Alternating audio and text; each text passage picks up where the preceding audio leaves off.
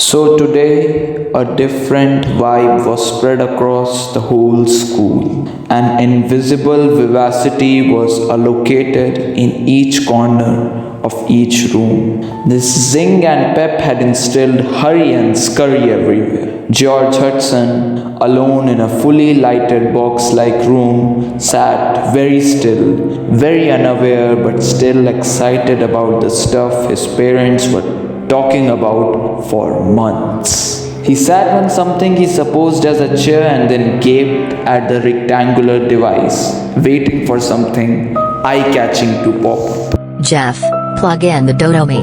The Magister is available. Now. Fast. Stop being an absolute timekeeper, Sophie.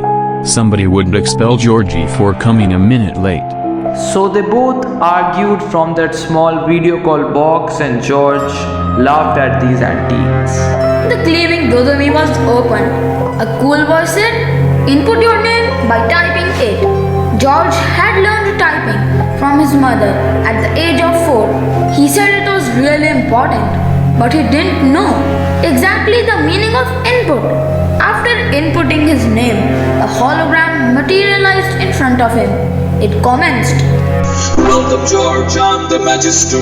You must remember me from the first interaction we had 168 hours back about your interests and choices. I've analyzed by that 15 minutes conversation that it will best suit you to choose creative writing, theatre and science as your upcoming year subjects. Any disagreement?" "No," said a firm George, a bit amazed by this Dodomi's tech, while his father, having an urge to intervene, held himself knowing the protocol. "Then let's proceed. Your learning process will be entirely based on your choice, with no interference of me or your guardians. They have arrived today at video calling for understanding the process too.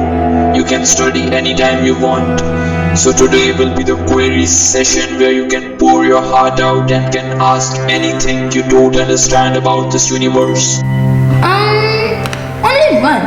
Do exams take place here?" inquired a candid George, giving his parents I don't know how to react surprise. "No, George, these primitive methods have been long demolished. You must love what you study and not hate. Assessment will be almost non-existent, with feedback being given to the guardians at the end of every term. We trust in our methods and don't need to test you in order to prove it. The technology has proceeded." All the 3 Hudsons were highly impressed with his answer. George could hear his dad muttering, "Damn, brilliant." "Anything else, George?" When George was about to utter another firm no, he stopped and exclaimed, "Hey, am I all alone or is somebody else too here?" Everybody is in their own cubicle because of the ever-spreading COVID. Everybody studies individually. So sorry, George, you can't meet anybody else. It is highly risky. The eyes of Jeff and Sophie met. They weren't expecting such an early explanation or even arising of this topic. Jeff had a sinking realization about this whole education system, probably for the 100th time. It was you, all alone, no social environment, No friends, no interaction. All with a robot in a tin room trying to comprehend you and you trying to comprehend his concepts.